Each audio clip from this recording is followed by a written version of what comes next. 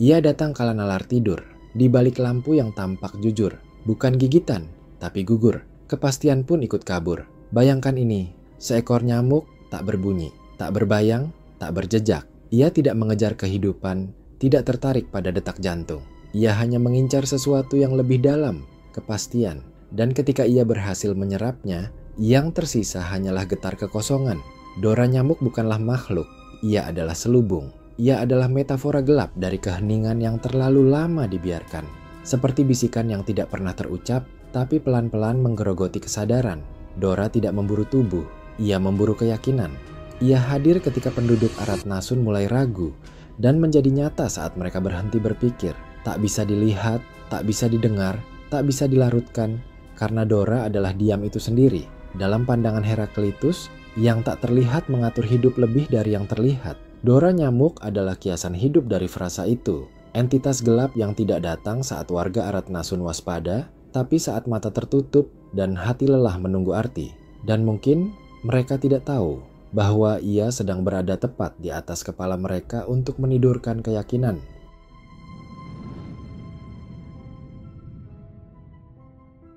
Dora nyamuk tidak pernah lapar akan tubuh. Ia bukan predator, melainkan penyerap sesuatu yang lebih langka. Kepastian.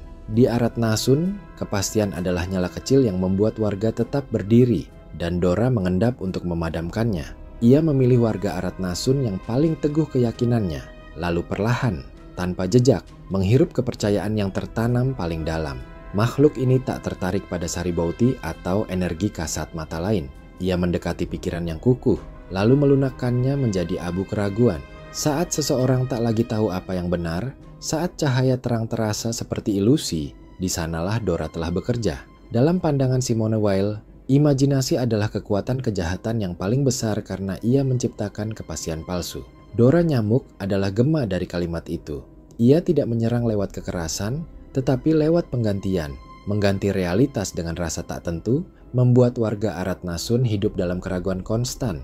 Seolah setiap keyakinan adalah tipuan, dan setiap pilihan adalah jebakan. Tak perlu dentuman, cukup diam, cukup sedikit goyah, dan Dora akan selesai sebelum diketahui pernah datang.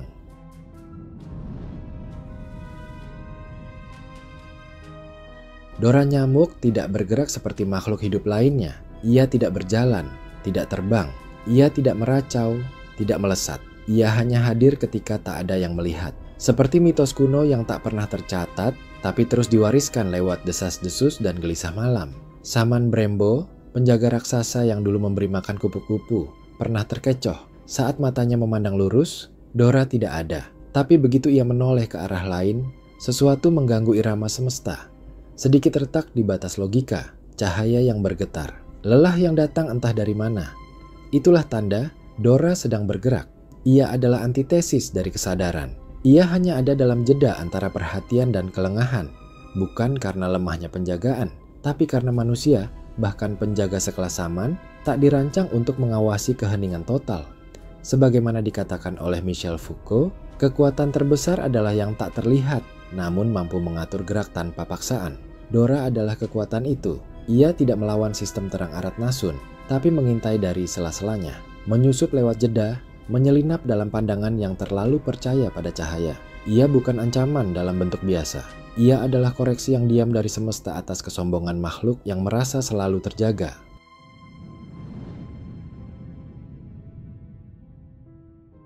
Dora nyamuk tidak memiliki suara yang pasti.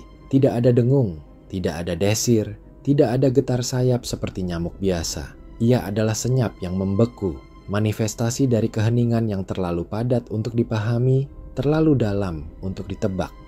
Ia tidak berbicara, tidak memperingatkan, hanya diam dan menunggu hingga segala yang hidup tak lagi mengenali denyutnya sendiri.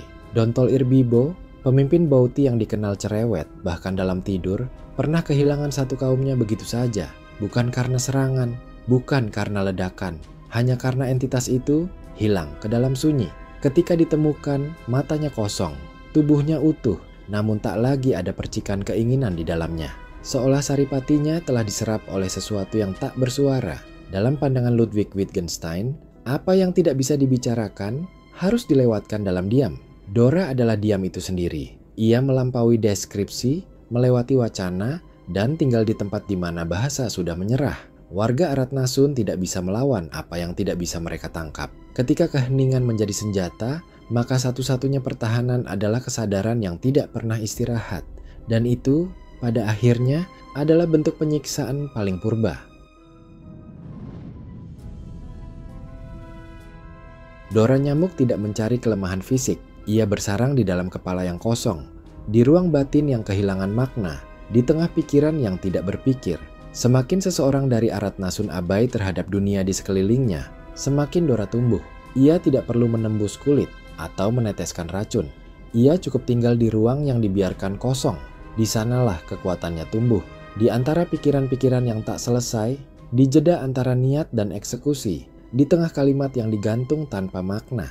Ketika warga Aratnasun tidak lagi mampu menautkan logika pada realitas, Dora hadir sebagai parasit senyap, tidak mengambil alih, hanya menyerap. Sedikit demi sedikit, dalam pemikiran Guy Debord, kehidupan yang pasif adalah kemenangan spektakel atas realitas. Dora bukan sekadar makhluk, ia adalah produk akhir dari kealpaan panjang. Ia menunggu saat seseorang berhenti menciptakan makna, lalu menjadikannya wadah, tanpa isi, tanpa arah, tanpa penolakan. Dan dari sana, ia tidak harus menyerang. Ia hanya perlu menunggu tubuh itu berkarat sendiri. Aratnasun tidak kehilangan warga lewat perang. Ia kehilangan mereka lewat kehampaan yang perlahan berubah menjadi tempat tinggal bagi sesuatu yang tak seharusnya ada.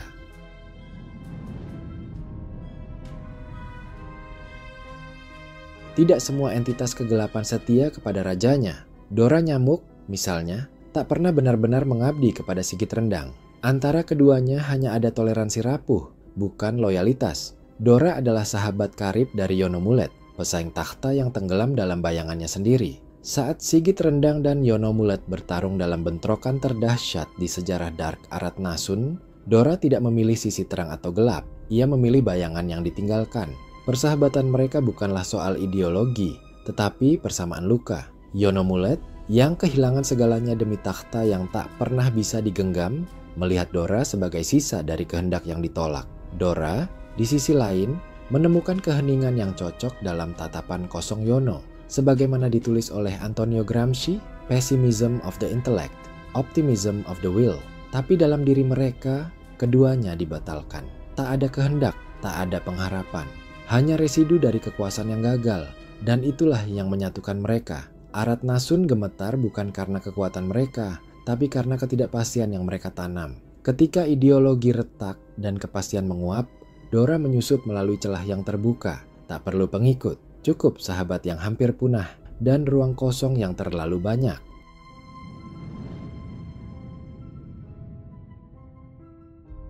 Di kota-kota Aratnasun yang tak pernah benar-benar tidur, neon menggeliat di sudut jendela, berkedip seperti kesadaran yang disiksa insomnia. Di sanalah Dora nyamuk bersarang, bukan di bayang-bayang, tapi di bawah cahaya. Cahaya palsu, terang yang tidak membawa kejelasan, hanya penundaan pada kegelapan yang sesungguhnya. Dora tak betah di malam yang jujur. Ia memilih lampu taman, reklame berkedip, dan lorong-lorong toko yang diselimuti cahaya yang terasing. Di tempat-tempat seperti itulah ia mengendap, tak bersuara, menunggu. Ia mencintai terang yang munafik, karena di sanalah kepercayaan paling mudah tumbuh dan paling gampang dikoyak. Pernah sekali ia muncul di gerbang portal Laran, menantang Nanang Bangkit, penari kosmik, sang penjaga batas Aratnasun. Dora tentu bukan tandingan. Tapi bukan itu tujuannya. Ia hanya ingin membuat Nanang sibuk, menunda pergerakan tarinya yang menjaga simetri semesta. Dan cukup satu tarian yang patah, cukup satu irama yang goyah untuk membuat portal bergidik. Dalam pemikiran Zygmunt Bauman, terang hari ini tak lagi menunjukkan arah, melainkan menciptakan ilusi pilihan. Dunia menjadi cair, tak ada kepastian. Dora hidup dalam cairan itu.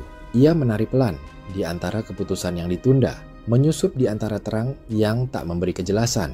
Dan seperti cahaya neon yang terus menyala di malam panjang, Dora tak pernah benar-benar hilang. Ia hanya berpindah dari satu sinar ke sinar lain, mencari kepastian yang bisa dicicipi perlahan.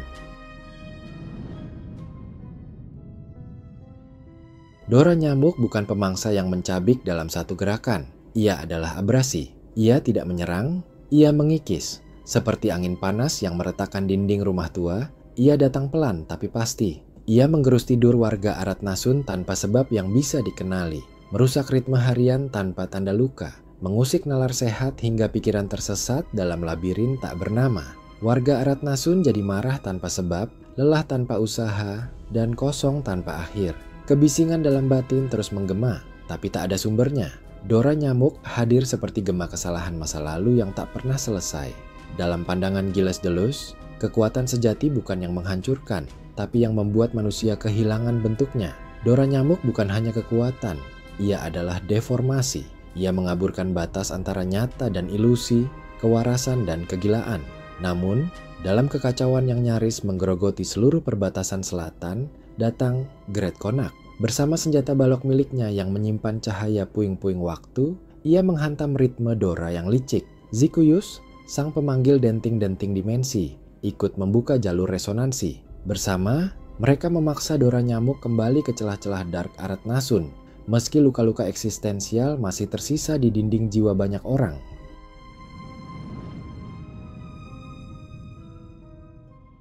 Pernah sekali, di sebuah waktu yang dilupakan oleh sejarah, Dora nyamuk menyusup hingga ke pusat Aratnasun. Di sana, ia bersinggungan dengan Uri Ispelipe, penjaga utama terang, pelindung batas realitas dan delusi. Dalam benturan senyap yang tak tertulis dalam kitab manapun, Dora mencoba menyerap kepastian tertinggi, cahaya murni dari jantung Aratnasun. Namun kekuatannya belum cukup. Uri Ispelipe terlalu terang, terlalu utuh. Dora terhempas, tapi tidak pergi dengan tangan kosong. Ia mencuri secuil cahaya, hanya serpihan, seukuran keraguan di hati yang paling yakin. Cahaya itu tak ia gunakan untuk dirinya sendiri, melainkan ia titipkan pada kawan lamanya, Yono Mulet, sahabat karib yang tertidur dalam tapa panjang, membatu dalam waktu. Dora tahu, Yono Mulet bukan makhluk terang atau gelap, ia adalah poros, dan untuk membangunkan poros, cukup setitik cahaya dalam kesunyian. Dalam pemikiran Carl Jung, kadang kita tak menemukan terang dengan memandang cahaya, tetapi dengan menyadari kegelapan. Dora nyamuk tak ingin menjadi terang, tapi ia tahu betul cara memanfaatkannya. Ia adalah gelap yang cerdas, diam yang strategis, kehampaan yang memelihara dendam. Kini Yono Mulet telah sedikit menemui kesadarannya, bukan karena terang yang penuh, tapi karena cahaya yang dicuri dan diberi. Sebab di dunia Aratnasun dan Dark Aratnasun, bahkan percikan bisa menjadi ledakan, dan sahabat bisa menjadi senjata.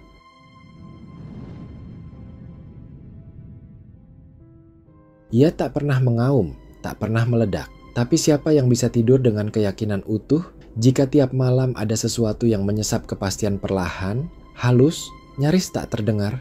Dora nyamuk bukan entitas untuk dibasmi. Ia adalah peringatan bahwa bahkan terang paling murni pun bisa dicuri. Bahwa keyakinan bukanlah benteng, tapi taman yang harus dijaga dari gigitan sunyi.